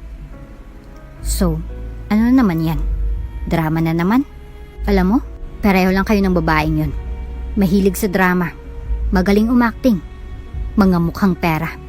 So ano naman ang purpose mo sa pag-iyak-iyak mo ng ganyan sa akin ngayon? Para kaawaan kita? Bakit? Di pa ba sapat yung 2 milyon na binigay ko sa'yo? Gusto mo bang dagdagan? Parang piniga ang puso ni Ana sa narinig. Ngunit inipon niya na lang munang matinding sakit sa kanyang dibdib bago nagsalita. Hindi po, sir. Sapat na sapat po ang perang yun, sir. Para sa pang-opera ng tatay kong may tuberculosis. Umiiyak na wika ni Ana at pinahira ng mga luhang na malisbis sa kanyang mga pisngi ng mga sandaling iyon. Napansin naman niya kaagad na napatingin si Gerald sa kanya. Nasa mga matang paggagulat at tila may nabasa siyang awa mula roon. Ngunit saglit lang iyon dahil mabilis din ang ginawang pag-iwas nito ng tingin sa kanya at nagsalita. At sa tingin mo, maniniwala ako sa iyo niyan? Mapait naman ang umiti si Ana kay Gerald bago sumagot. Isa lang po akong hamak na basurera, sir. Minsan naglalabada din po ako at naglilinis ng bahay ni Erica. Yung babaeng kinontak niyo po para sa regalo sa stag party niyo. May tatay pa ako na may sakit, sir. Active tuberculosis na po siya ngayon at kailangan niya na pong operahan dahil malalang malala na ang kanyang ubo. Kaya po ako napasok dito sa trabahong ito, sir. Dahil kailangan ko po kasi talaga ng pera para sa operasyon ni tatay. Si Erica po ang kaibigan ko ang nagpapasok sa akin sa trabahong ito, sir. Ikaw po ang unang kliyente, customer ko po. Timing rin po kasi na di makapuntang orihinal na regalo niyo po sana dahil nagka-problema lang po ng kaunti. Kaya akong ipinalit ni Erica sa kanya. Hindi rin po ako umiinom ng alak, sir. Kaya agad akong nalango kagabi nang pinainom ako ng kasama niyo po dito. Lalo pat uminom na ako ng alak bago kami nagtungo rito ni Erica para lumakas ang loob ko. Iyon ang dahilan ko bakit agad pa akong nawala sa wisyo. Nang painumin ako ng painumin ng kasama niyo, sir. Sinasabi ko ang detaling ito sa'yo para hindi mo maisip na naglalasing-lasingan lang po ako para may mangyari sa atin, sir. Wala pong ganung nangyari, sir. Alam ng Panginoong Diyos na sinubukan kitang pigilan kagabi gamit ang natitira kong lakas at kunting natitira na linaw sa isip ko. Pero wala akong lakas, sir. Naging mahina po ako upang pigilan kayo sa balak niyo. Kaya patawad po, sir. At yung pera, kahit bumaba po lalo ang tingin sa akin, tatanggapin ko po yun. Alang-alang sa aking ama na kailangan ng operahan. Kaya ko pong lunukin lahat ng pangininsulto niyo sa akin, sir. Kaya tawagin niyo pa po akong kung ano-ano. Tatanggapin ko po yun, sir. Dahil alam ko po, may kasalanan po ako. At alam ko po, na dapat kong pagbayaran ang kasalanan kong iyon. Kaya pasensya na po kung dahil sa akin ay nasira ang relasyon yun ni Ma'am Minerva. At pasensya na po kung hindi natuloy ang kasal niyo, sir. Sana po ay mapatawad niyo pa po ako sa nagawa ko. Humahagulhol na wika ni Ana kay Gerald. Hindi ito umimik. Hindi rin siya tiningnan nito. Nanatili lang na nakatikom ang mga labi ng binata. Habang mariing nakatikom lang roon, pagkuway nagsilita na ito ng mahina. Kahit ano pang sabihin mo, hindi ako maniniwala sa'yo. Kaya kung ako sa'yo, umalis ka na rito bago pa magdilim ang paningin ko. Maring wika ni Gerald at maras na hinablot ang bag na bigay nito sa kanya na may lamang mga pera bago inihagis sa paanan niya. Saka nagsalita. O ayan, dalhin mo na yan at lumayas ka na sa harapan ko. Dami mong drama sa mundo. Nabubisit na ako sa'yo. Wika pa ni Gerald kay Ana na mas lalong ikinadurog ng puso niya. Ngunit wala siyang magawa kundi sundin lamang ang sinabi nito. Lunukin ang panginsulto nito. Huminga si Ana ng malalim at nanginginig ang isang palad na marahan na pinulot ang itim na bag na inihagis sa kanya bago tiningnan muli si Gerald sa huling pagkakataon. Pagkuway may papait ng ngiti sa mga labing nilisan ni Ana ang lugar na iyon. Gagaling ka na po, itay. Ipinapangako ko po iyan. May luwas sa mga matang wika ni Ana sa kanyang ama na ngayon ay hinang-hina na tiningnan siya at paos ang boses na nagsalita. Anak, pasensya ka na. Hindi ko iniinom araw-araw ang mga gamot ko sa pag-iisip na bago maubos iyon agad at bibili ka na naman. Wala naman tayong kapera-pera. Pamamasura lang ang hanap buhay natin. Minsan nga'y naglalabada ka pa at naglilinis ng bahay ng kaibigan mo para lang sa pang-araw-araw na pagkain natin at sa pang-araw-araw na panggamot ko. Pasensya ka na, anak. At sa pamamasura lang na bagsak mo, wala kasing tumatanggap sa'yo sa mga trabaho dahil hanggang grade 6 ka lang. Pasensya ka na at di ko na nakayanan pang pag-aralin ka noon. Nagkasakit na kasi ako at di na ako makakilos At ang inay mo naman na siyang katuwang ko na dapat nagpapaaral sa'yo ay hindi nagpakananay sa'yo. Bagkus ay wala siyang ibang ginawa kundi magsugal nung nabubuhay pa lamang siya. At walang ibang nagawa kundi maglasing. At lustayin ang mga perang sanay, pambaon mo na at pangproyekto sa paaralan. Hindi nagtagal ay kinuha na rin siya ng Panginoon dahil sa ulcer niya na hindi natin naagapan. Ang ulcer niya na naging sanhi ng kakainom ng alak. Kaya tayo na lang ang naiwan dito sa mundo. At wala man lang akong ibang naibigay sa'yo ngayon, kundi matinding kahirapan pa rin. Gaya ng naranasan mo noon sa paaralan, nang tanging ulam mo lamang ay asin. Minsan pa nga'y wala ka pang baon eh. Nakakabigat sa kalooban na hanggang ngayon ay tinatamasa mo pa rin ang kahirapan katulad ko. Na wala man lang akong naitulog sa'yo kahit konti. At wala nga akong naitulong. Nagbigay pa ako ng problema sa'yo. Patawad anak. Patawarin mo sana ang iyong ama. Patawarin mo sana ako. Humahagulo na wika ng matandang ama ni Ana na ngayon ay tila butot balat na lang sa sobrang kapayatan dahil sa sakit nito. Mabilis namang ubagos ang mga luha mula sa mga mata ni Ana dahil sa lahat ng mga narinig niya mula sa kanyang butihing ama. Pati sa Erica na nandun ay napatulo din ang luha habang nakangiting pinagmamasdan sila. Pagway lumuluhang nangintian niya ang ama ng buong tamis at punong-puno ng pag-asa bago nagsalita. Huwag yun na pong isipin iyan, Tay. Dahil ang Panginoon ay laging nakikinig sa ating mga dalangin at dasal. At minsan sinasabi niya na hindi pa muna oras para ibigay niya sa iyo o sa atin ang ating mga dasal o kahilingan sa Kanya. Dahil may nakatakdang oras para sa ating mga kahilingan. May nararapat na panahon para tuparin niya iyon. Dahil bilog ang mundo, Tay, at alam ko na darating din ang araw. Nagiginhawa rin tayo kahit kaunti. Pero sa ngayon, mag-antay muna tayo, Tay. Kaya habang nag-aantay tayo, kakahid pa muna ang anak nyo para sa atin, para sa iyo. Para gumaling na po kayo sa sakit nyo. Para hindi na po kayo iyak. Mahal na mahal ko po kayo, Itay. Kaya sana'y magpakatatag po kayo. At lagi niyong tatandaan ang isang tanyag na kasabihan na habang may buhay, may pag-asa. Kaya hayaan niyo po muna na ako kumayod para sa atin, Itay. Ang gawin niyo lang po ay manalangin sa may kapal na sana'y maging matagumpay ang operasyon niyo. Pero alam ko, Itay, na magiging matagumpay ang operasyon mo. Ramdam ko iyon, Tay. Kaya magpakatatag lang po kayo, ha. Huwag mawala ng pag-asa, lalo na sa kahirapan. Dahil ang Panginoon ay nariyan lang lagi, Itay. Hindi niya tayo pinapabayaan.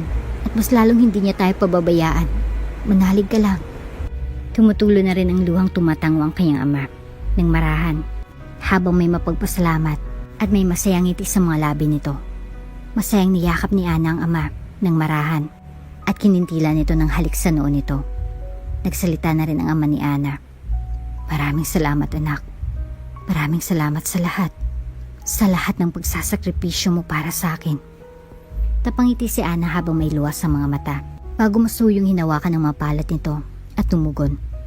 Walang anuman po iyon, Itay. Basta para po sa'yo. Gagawin ko po lahat ng kaya ko.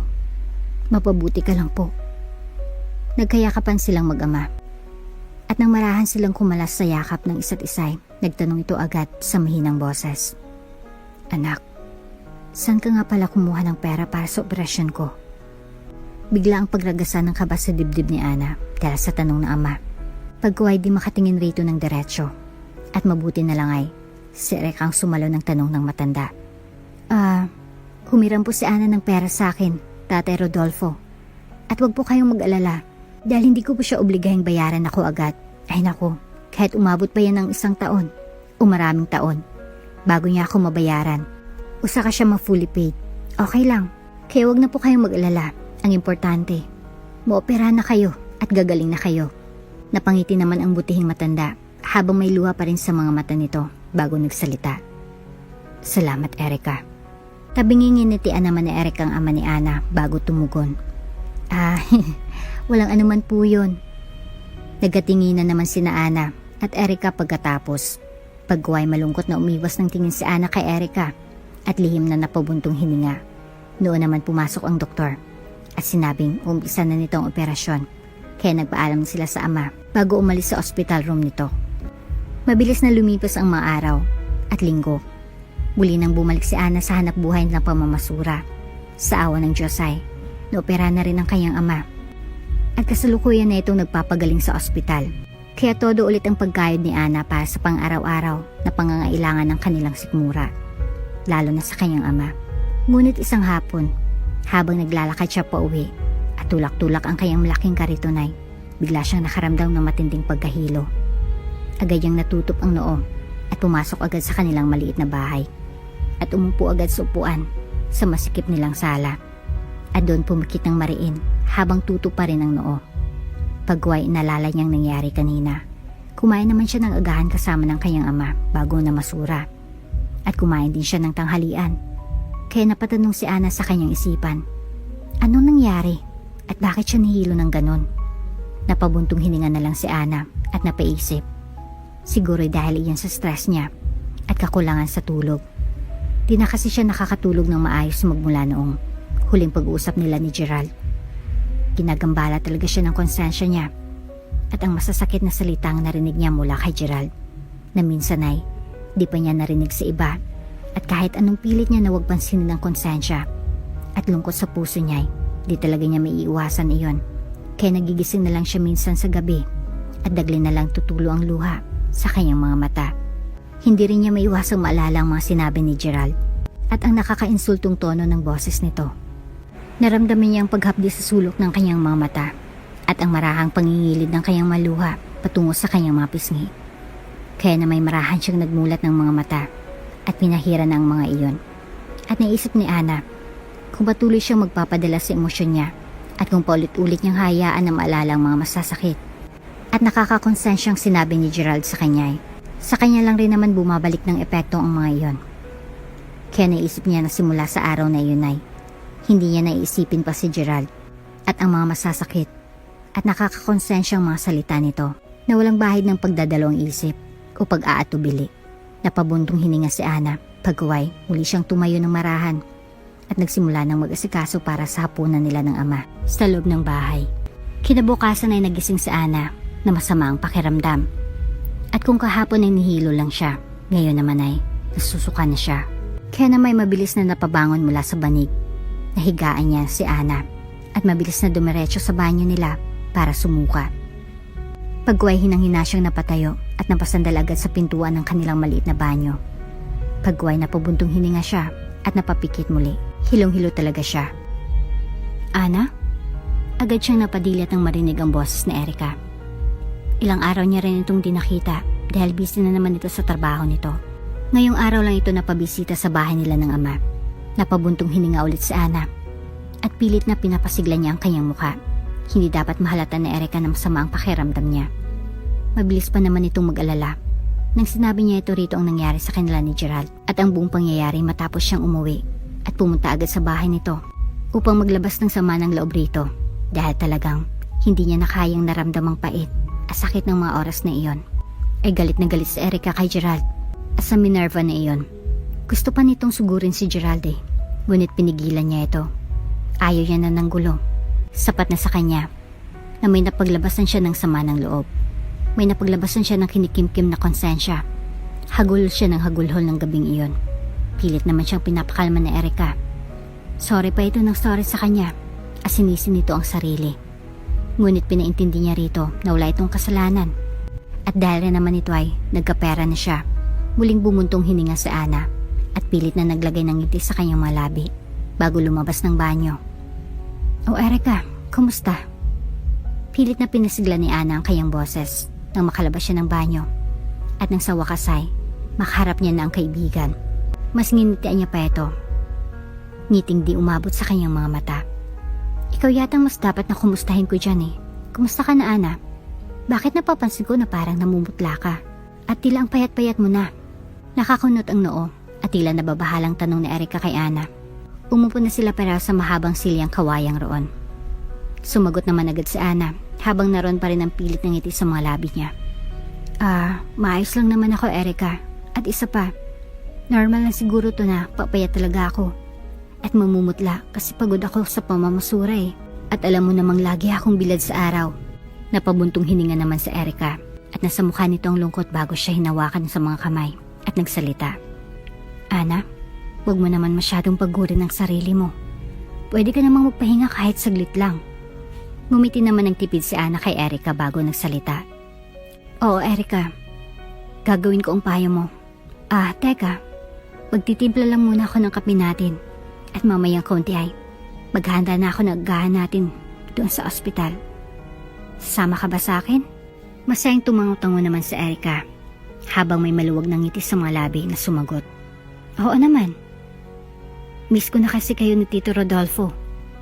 Napangiti na rin si Ana bago nagsalita. O sige, maghanda na ako ng kape natin. At nang makapaghanda na ako ng agahan kung ganon. Wika niya't mabilis na tumayo. Ngunit dahil yata roon, kung kaya't bigla ulit siyang nahilong at napatutop sa noo. Agad naman siyang inalay ni Erica at nag-aalalang nagtanong. Ana, anong nangyari? Anong nararamdaman mo? Ayos ka lang ba? Napapikit naman si Ana ng mariin at sumagot.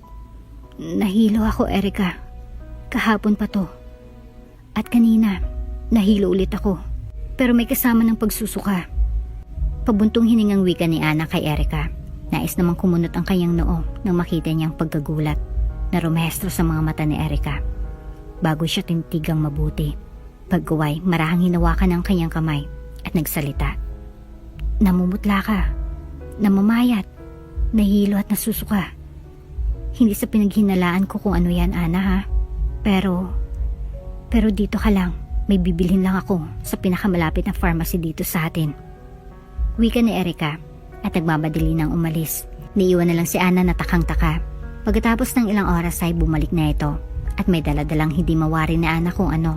Wala siyang kaalam-alam kung anong pangalan sa bagay na iyon.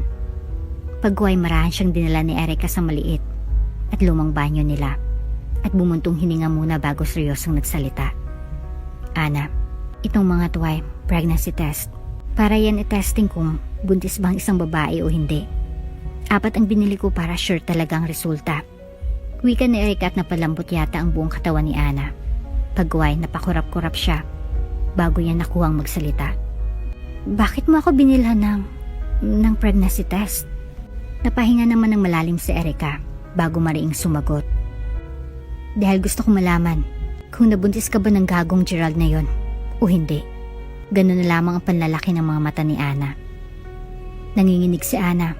Nanginginig siya dahil sa matinding takot at nervyos na kayang nararamdaman. Pagkuway sinubukan niyang hamigin ang sarili at pilit sinunod ang sinabi nito kung paano ang mga iyon gamitin. At pagkatapos niyang gamitin lahat ng iyon ay kinakabang iniabot ni Ana ang mga iyon kay Erica. Humugot naman ng malalim na buntong hininga si Erica bago yan seryosong kinuha mula sa mga palad niya at tiningnan iyon. At nang makita nito ang mga iyon ay tagli na lamang nagbalisbisan ang maluha mula sa mga mata nito. Pagkuway nagsalita. Ana, buntis ka. Ganun na lamang ang maras na pagsingap niya. Nanlalaki din ang kanyang mga mata. At sa isip niya ay, buntis siya? Paano na iyon? Paano ng tatay niya? Nakasalukuyan pang nagpapagaling. Paano ng pang-araw-araw na pagkain nila? Sino pang kakayod pag malaki ng tiyan niya? At kapag nakapanganak na siya? At paano na lang ang bata sa kanyang sinapupunan?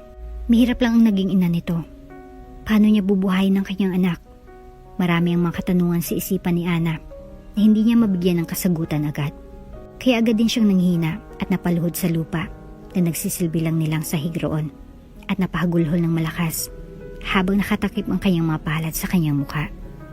Huwag kang umiyak dyan, Ana. Tumayo ka. May pupuntahan tayo. Mariin at halatang galit na wika ni Erica. Kaya hihikbi-hikbing napatingin siya sa kaibigan at napahagulhol na nagsalita. Saan naman tayo pupunta, Erica?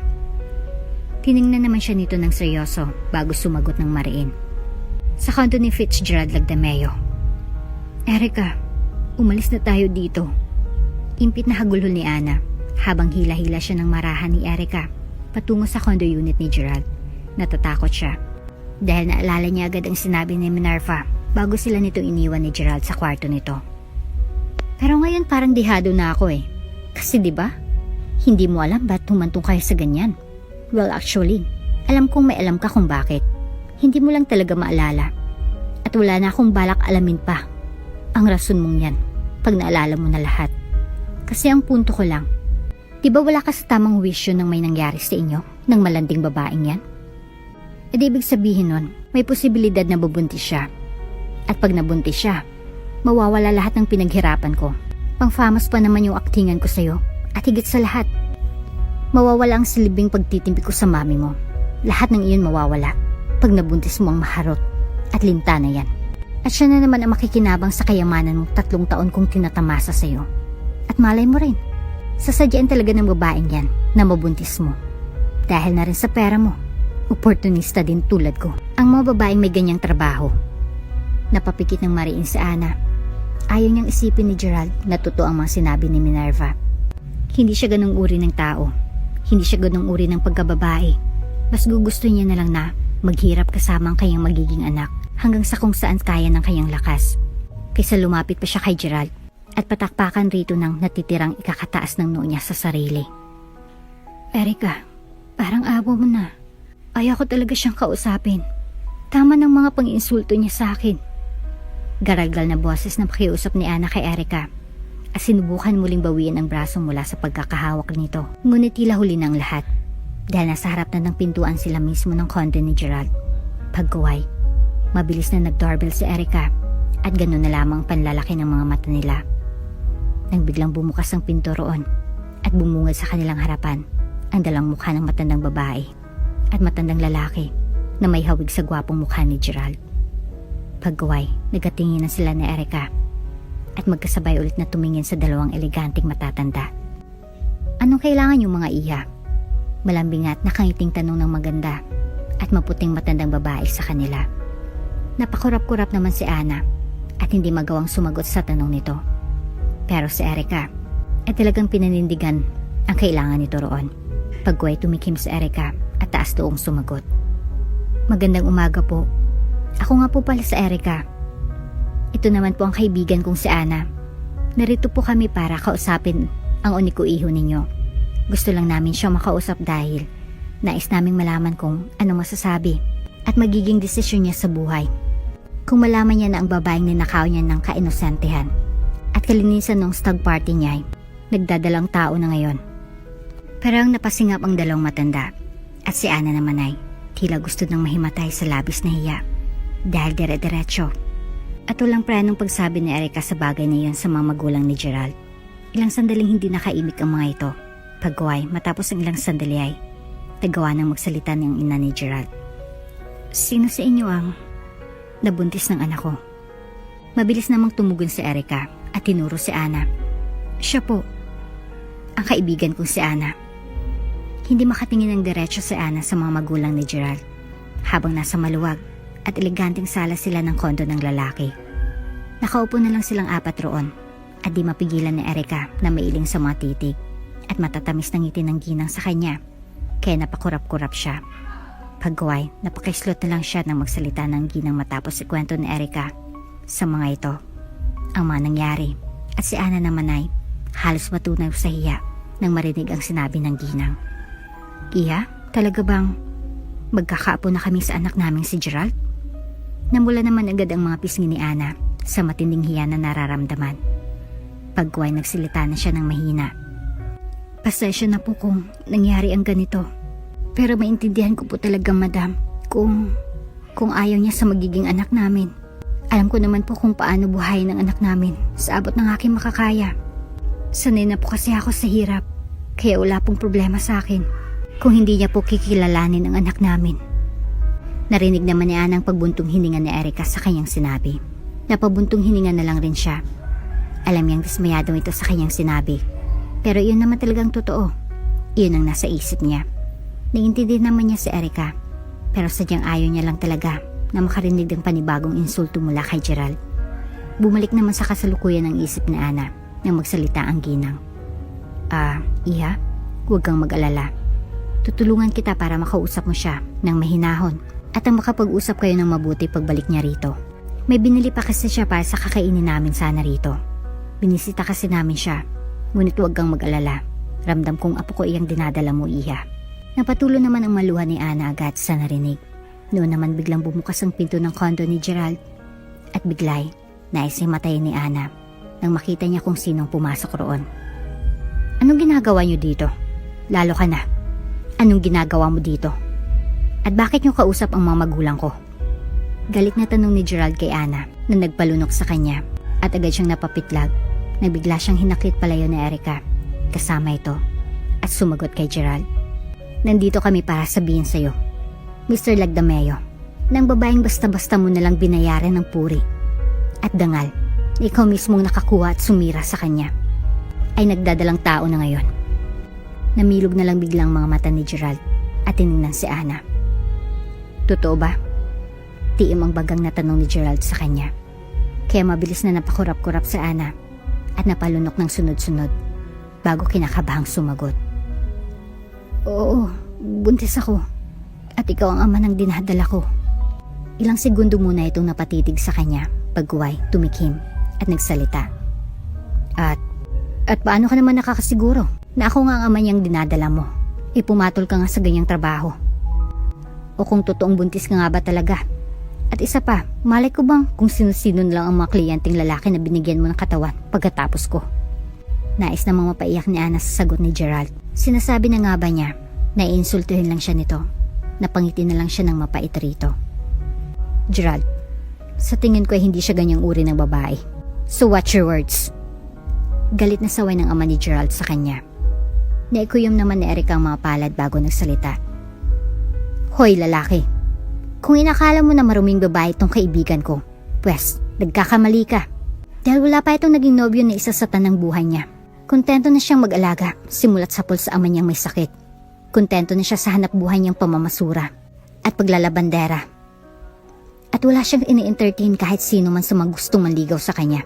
Dahil nakafocus ang buong atensyon na lagi sa kanyang ama na may sakit na siyang naging dahilan kung bakit pinasok niya ang trabahong yon. Dahil operahan ng kanyang ama. At pagkatapos nun, dahil nabigyan mo naman siya ng tugbang pera para sa operasyon niya, di na siya bumalik sa trabahong iyon. Bumalik na siya sa hanap buhay niya na isang basurera at labandera. Ngunit may mabuting kalooban naman, di tulad mo. Hinawakan na ni Ana ang braso ng kaibigan upang patigilin na ito dahil handa na siyang magsalita. Kaya na may ngumiti siya rito na hindi umabot sa mga mata bago lakas loob na nagsalita. Kung hindi ka naniniwala na nabuntis mo ako, wala akong magagawa. Pero ito lang ang gusto kong sabihin sa'yo. Hindi ako nandito para ipaalam sa'yo na buntis ako. At ikaw ang ama para panagutan mo ako. Ang totoo niyan, pinilit lang ako ni Erica na pumunta dito at ipaalam sa'yo na nabuntis mo ako. Dahil nagmamalasakit siya sa akin. Pero kung iniisip mo na ako mismo pumunta dito sa pamamahay mo para lang panagutan mo ako, ay nagkakamali ka. Dahil hindi ako mukhang pera o oportunistang babae kagaya ng bintang ni Minerva sa akin. Kaya ngayon alam ko na nagdududa ka at halatang hindi mo talaga kikilalanin ang batang ito. Kahit kilalanin mo man lang sana, ay wala na ako magagawa pa. Kaya wag ka nang mag-alala dahil aalis na ako dito mula sa pamamahay mong to. Ngayon din mismo. Hindi mo na kailangang idamay pang anak ko sa mga masasakit na pang-insulto mo. Pagkasabi niyo ni Anay, mabibilis ang mga hakbang na naglakad siya paalis patungo sa pinto at ang mga lalampasan niya na si Gerald nang bigla siyang mapahinto at mapapitlag nang bigla siya nitong hinawakan sa braso upang patigilin siya kaya agad siyang nag-angat ang tingin rito. Nilabanan naman ito ang seryosong tingin niya bago nagsalita sa malalim na boses. Kung okay lang sa'yo, isa sa ilalim natin ang baby sa prenatal paternity test. Kaya dito ka muna tumira sa kondo ko kung okay lang sa'yo. Para after 7 weeks, ay masasailalim na natin ang baby sa prenatal paternity test. Nais ko lang makasiguro. Dahil sa totoo lang, matagal ko nang gustong magkaroon ng anak. Isang bagay na ayaw ibigay ni Minerva sa akin. So I'm willing to take the risk. At sana'y maintindihan mo ko. Naloko na ako. Alam mo yun. Saksi ka roon. Kaya sana, maintindihan mo ako sa gusto kong mangyari. Kaya okay lang ba yun sa'yo, Ana? Nahigit naman ni Anang hininga dahil sa sinabi ni Gerald sa kanya at dahil na rin sa pagtawag nito sa kanyang pangalan. Parang lumambot ang puso niya bigla rito. Pagkuway na paisip siya ng malalim. Para sa kanya ay wala namang problema iyon. Naiintindihan niya si Gerald at sabik na rin pala itong magkaanak. Kaya ibibigay niya iyon sa lalaki ng buong puso. Kahit mga bawalang damdamin na may involve roon. Kaya na may tumango si Ana at nagsalita. Sige Gerald, pumapayag na ako. Ngumiti naman si Gerald sa kanya kaya gumanti na rin siya ng ngiti rito. Lumipas ang panibagong linggo. Naging matiwasay naman ang pansamantalang pagtira ni Ana sa kondo ni Gerald. Naroon rin ang mga magulang ni Gerald araw-araw upang bantayan siya at ibigay ang mga pinaglilihi niya kahit nahiya siyang magsabi sa mga ito. Hindi kasi makabantay si Erica roon lagi sa kanya kasi may trabaho ito. Kaya si Gerald at ang mga magulang na lang nito ang nagbantay sa kanya roon. Hindi na muna pumasok si Gerald sa kumpanya nito at babalik lang daw ito roon pag umabot na sa 7 weeks ang tiyan niya at may resulta na sa test. Kaya na may matiyagang naghihintay si Ana na mangyari ang araw na iyon. At tingnan ang magiging reaksyon ni Gerald pag napatunayan niya na rito na ito nga ang ama ng batang dinadala niya. Masaya naman siya sa pamamahay ni Gerald. Peaceful roon. Paminsan-minsan ay hinahatid sundo siya ng mga ito sa ospital upang bisitahin ang kanyang ama habang may dala-dala siyang prutas at ibang mga masustansyang pagkain para rito na binili mismo ni Gerald. Matyaga namang naghihintay si Gerald at ang mga magulang nito sa labas ng ospital. Kaya labis-labis ang kasiyahan na nasa puso ni Ana dahil sa mga kabaitang ipinapakita nito sa kanya. Hanggang isang araw, habang kumakain sila ng agahan ay narinig ni Ana na biglang tumikim ang ina ni Gerald at nagsalita. Ana iha, marunong ka bang magtimpla ng kape? Agad namang ngumiti si Ana sa ginang at magalang na nagsalita. Opo, gusto niyo po bang ipagtimpla ko kayo ng kape? Mabilis namang ngumiti ang ginang na talagang umabot pa sa mga mata nito. Bago masiglang nagsalita. Nako, pwede ba iha? Kaya naman matamis na ngumiti siya rito at tumango-tango sa kanang salita. Oo naman po. Sige po, teka lang. At ipagtitimpla ko kayo ng masarap na kape. Bigla namang nagsalita ang ama ni Gerald. Ako ba't pwede mo rin ipagtimpla ng kape, iha? Mahilig ako nun. Tila naglalambing na wika ng ama ni Gerald kay Ana. At masayang ngumiti sa kanya na agad naman niyang sinuklian ng masaya at natutuwang ngiti bago nagsalita. Opo, masaya po akong pagsilbihan kayo. Wika niya at bumaling kay Gerald na tahimik lang na kumakain roon habang may matamis na ngiti sa mga labi nito na hindi niya alam kung saan ang galing. Gerald, ikaw, gusto mo ba na ipagtimpla din kita ng kape? Biglang napalis ang matamis at natutuwang ngiti sa mga labi ni Gerald nang itanong niya iyon rito. Pagkuhay na ilang si Ana bigla, nang bigla siyang tingnan ni Gerald at nginitian ng matamis bago sumagot. Oo ba? Tamisan mo Mahilig ako sa matamis Pwede ba, Ana? Agad namang napangiti ng matamis si Ana at mabilis na tumango-tango bago sumagot. Oo naman, pwedeng-pwede, Gerald. Iyon lang ang huling sinabi ni Ana at tila lumulutang sa alapaap na tinungo niyang kusina habang may masaya at matamis na ngiting nakapaskil pa rin sa kanyang mga labi. Mabilis na lumipas ang mga araw. Naging ganun ang ginagawa ni Ana tuwing nag-aagahan silang tatlo sa umaga. Nakaugalian niya na iyon at masaya siya na pagsilbihan ng mga ito. Lalong-lalo na si Gerald. Ayaw mo niyang aminin ngunit tila unti-unting nahulog ang loob niya rito. Nakita niya kasi na mabait pala ito base sa pagbabantay, pag-aalaga at pagbibigay nito sa mapagkain gusto niyang kainin. Kaya hindi niya miwasang pantasyahin siya. Sanay sila na lang dalawa sa huli. Ngunit alam niyang hindi yun mangyayari.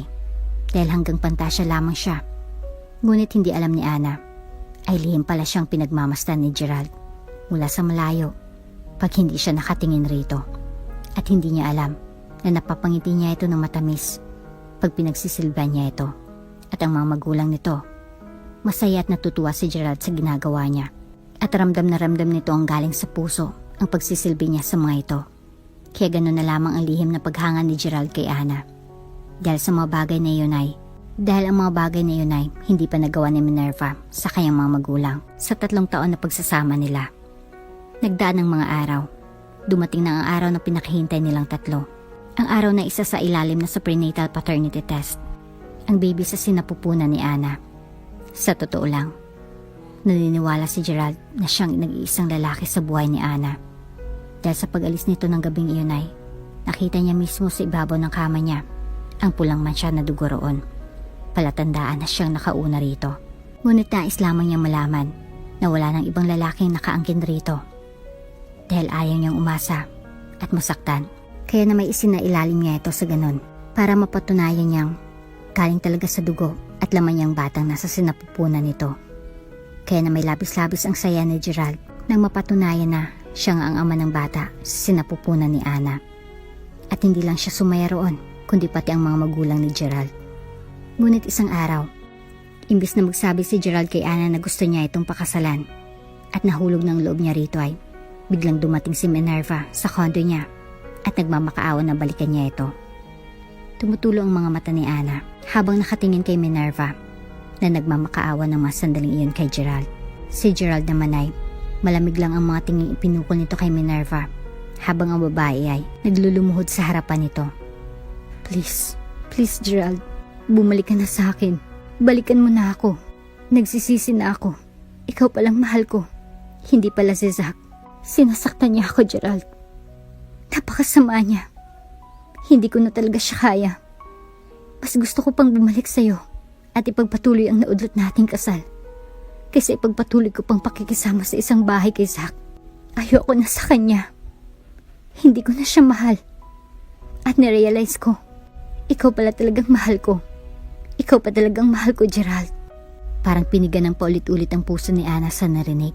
Ngunit tila nabitin ang kanyang paghinga nang magsalita na si Gerald. Pero Minerva, ikinalulungkot kong sabihin sa iyo to. Pero hindi na ikaw ang mahal ko. Dahil ngayon, si Ana ang mahal ko. Biglang nanlaki ang mga mata ni Ana at Minerva sa sinabi ni Gerald. Pagkaway, nagpatuloy ito habang matiim na nakatitig kay Ana. Oo, si Ana ang mahal ko ngayon. Dahil sa kanya ko nakita ang isang tunay na babaeng wife material. Sa kanya ko nakita ang isang babaeng karapat-dapat na iharap ko sa altar. Sa kanya ko nakita ang babaeng may tunay na kabutihan sa puso. Dahil sa kanya ay sumaya ng labis ang mga magulang ko. Dahil buong pusong pinagsisilbihan niya sina mami at daddy. At may tunay na respeto siya sa mga magulang ko. Binigyan niya rin ako ng anak na siyang pinapangarap ko. Na siya ring di mo kayang ibigay sa akin noon pa man. Kaya Minerva, pasensya ka na. Ngunit ayaw ko nang bumalik sa'yo. Dahil masayang-masaya na ako sa piling ni Ana. Siya ang mahal ko. At higit sa lahat, siya nang gusto kong pakasalan. At gusto kong makasama habang buhay. Kasama ng magiging anak namin. Alam ko marami akong kasalanan sa kanya. Napagsalitaan ko siya ng hindi maganda. Kaya sana'y mapapatawad niya pa ako sa mga kasalanan ko. Dahil lubos na pinagsisihan ko mga kasalanan kong iyon. At panghuli, nais ko lang sabihin ulit na mahal ko na siya. At sana, para lang kami nang nararamdaman sa isa't isa. Masaganang luhang mabilis na dumaloy mula sa mga mata ni Ana. Dahil sa madamdaming narinig niya mula sa labi ni Gerald. Naging dahilan din iyon upang umiiyak na umalis si Minerva mula sa kondo nito. At hindi na raw ito magpapakita pa sa kanila. Kaya namay, parang may luha sa mga mata. At may ngiti sa mga labing marahan silang lumapit sa isa't isa. At nagkayakapan. Pagkuway, mahinang nagsalita si Ana habang nasa bisig siya nito. Gerald, totoo ba ang lahat ng iyong sinabi? Mas lalo lamang humigpit ang pagkakayakap ni Gerald sa kanya bago nagsalita. Oo, Ana. Totoo iyon. Mahal na kita. At pinagsisihan ko ng mga nasabi kong masasakit na salita sa iyo. Sana'y mapatawad mo ako. Napatango naman si Ana at napangiti bago sumagot. Oo naman, Gerald. Pinapatawad na kita. At nais kong malaman mo na mahal rin kita. Salamat sa pagtanggap mo sa akin sa kabila ng kahirapan ko. Sumagot naman agad si Gerald. At salamat din sa pagtanggap mo sa akin sa kabila ng kasamaan ko. Pakasalan mo ako, Ana. Mahal na mahal kita. Masaya namang tumugon agad si Ana at napangiti. Oo, Gerald. Papakasalan kita. At mahal na mahal din kita. Iyon lang ang huling sinabi ni Ana bago nagdaop ang mga labi nilang dalawa. Nagpakasal sina Ana at Gerald. Naisilang na din ni Ana ang cute at malusog na anak nila. Gumaling na rin ang ama ni Ana. At doon nila ito pinatira sa bagong bahay na binili nila. Pinag-aral na rin ni Gerald si Ana sa pamamagitan ng home studying hanggang sa magtapos na ito sa kolehiyo. Masayang-masaya na si Ana sa mga nangyayari sa buhay niya. Natupad na rin kasi sa wakas lahat ng pinapangarap niya. Kaya sa buhay niya, masasabi ni Ana na sobrang nagpapasalamat siya sa Panginoon sa lahat ng biyayang tinatamasa niya. Sa kalusugan ng kanyang ama, sa anak niyang mabait at masunurin sa mga biyanan niyang mababait, at higit sa lahat, sa asawa niyang si Gerald na sobrang pagmamahal at pag-aalaga sa kanila. At dahil doon, masasabi niya sa sarili, kontento at masaya na siya sa buhay niya. At dito na nga po nagtatapos ang ating kwento. Hanggang sa muli, ano yung natutunan sa ating kwento? Magbigay ng komento sa ibaba. Maraming salamat po.